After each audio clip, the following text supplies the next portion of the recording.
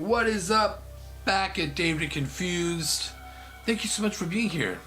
You'll see I don't have a beard, and it's weird, right? Yeah, I look in the mirror every day, and I don't know who's staring back at me. And you know what? I'm not sure I like them. I'm not sure I like them very much. But I shaved because of everything going on right now, and I wanted to be safe, and I wanted my son to be safe, and my wife. So I decided the beard had to at least go, and then as I grow it back, I'm gonna try to keep everything very, very clean and nice, and so I don't look like a chicken nugget with googly eyes. Yeah. Now you're probably like, yeah, I can see that. I can see how the chicken nugget thing came into play. And that's rude. That's rude of you to say that. I can say that. You can't say that. I'm just kidding. You can say it too. So we hit a year. We hit 1 year at David Confused. Thank you so much. It's been crazy. Over 10,000 subs in a year. That never happens. So huge thank you to Jesse V and the V team. Huge thank you to the Confused Army for sharing my vids, watching my vids. It's just an honor to be here for you, making these videos. So I said in light of the 1 year anniversary, we were gonna do yet another David Confused Ghost Stories from the Confused Army. This is number 4. You guys like these videos so much, and I love doing them too, so let's just get into it. The first one is from Zoe Animates. When I was about 7 or 8, my tooth fell out, and I put my tooth under the pillow, and I went to sleep, and about 3 in the morning.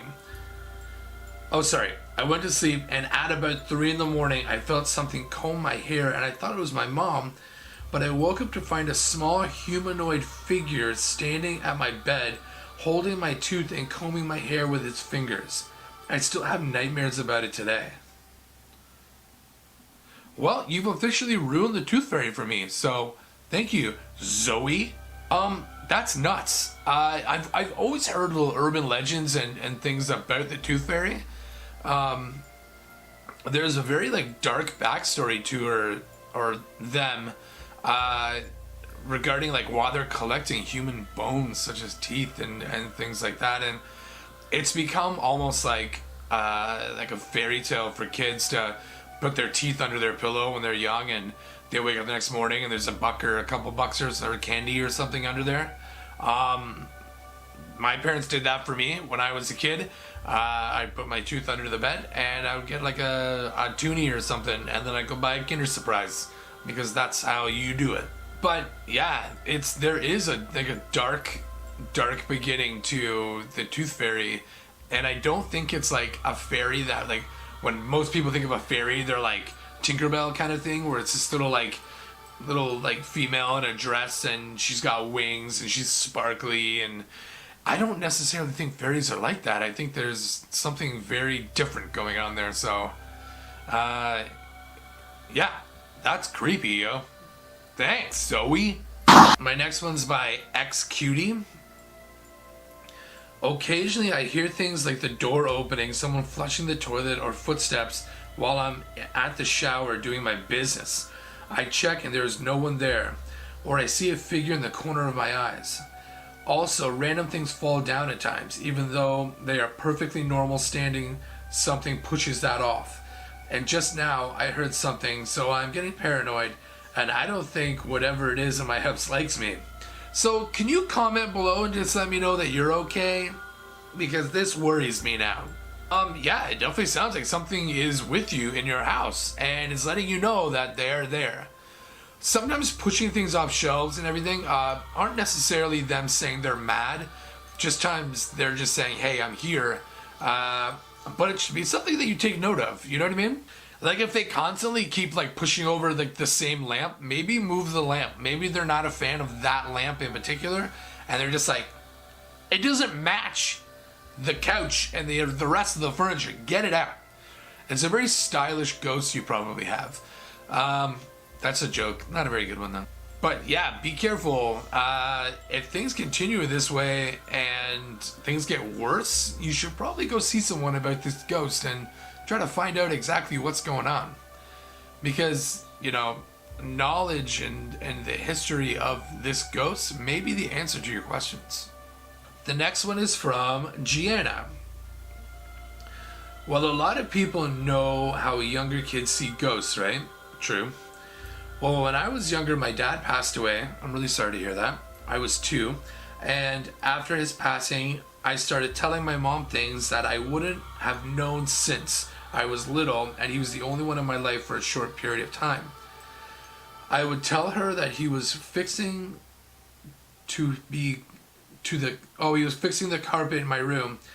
He did some sort of construction stuff, but I only found that out a couple years ago. And I told her that he was doing it in a purple shirt.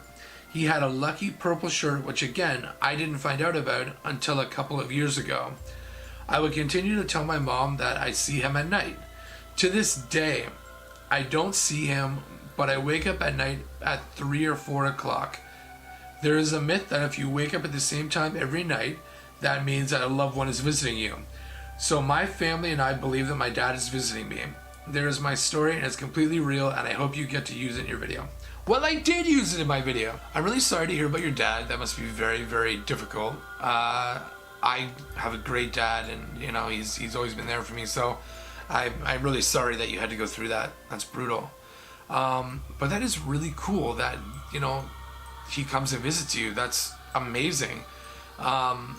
His love for you is clearly not tethered by this world or the next, and he makes sure that that he's always there for you and he's always watching over you, and that is priceless. That is, you can't express sometimes how amazing that would feel, knowing that this person has come back just to make sure you're okay from time to time.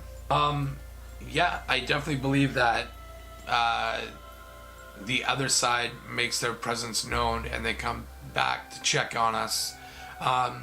I have feelings like that too sometimes. Sometimes I feel like my grandmother is still watching me, and I'm always kind of like, oh, I gotta watch my behavior. I gotta watch what I do, because my grandma, she doesn't mess around.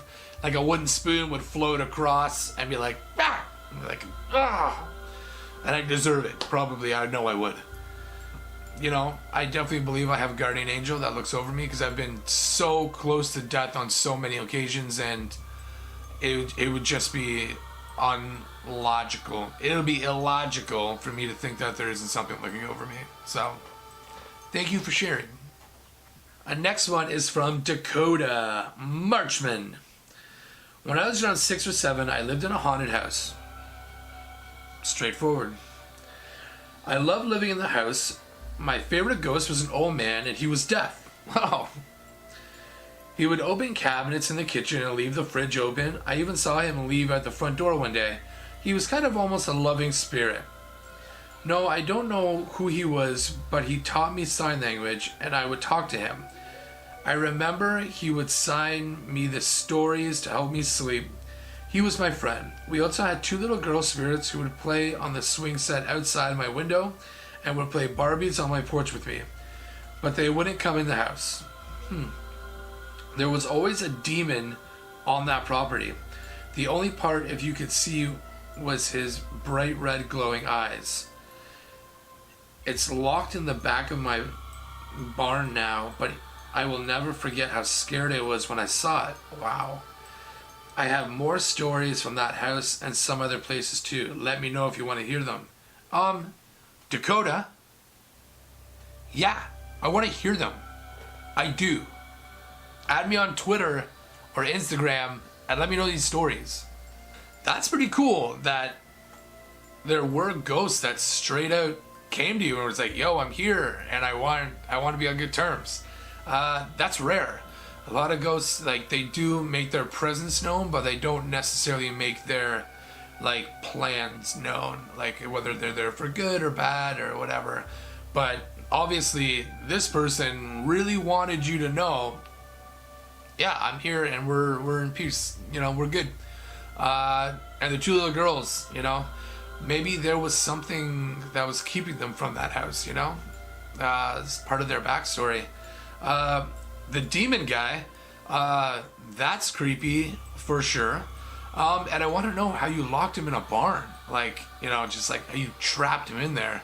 So leave that in the comments, because I would love to know the end of that story. Well, those are the stories we have right now. Thank you so much for everybody that commented on the stories in the community posts. Keep your eye out, because I love putting stuff up and I love hearing from you. Again, thank you so much for being here and watching my videos. I'm Dave, still confused, and at least our dogs aren't werewolves. Bye!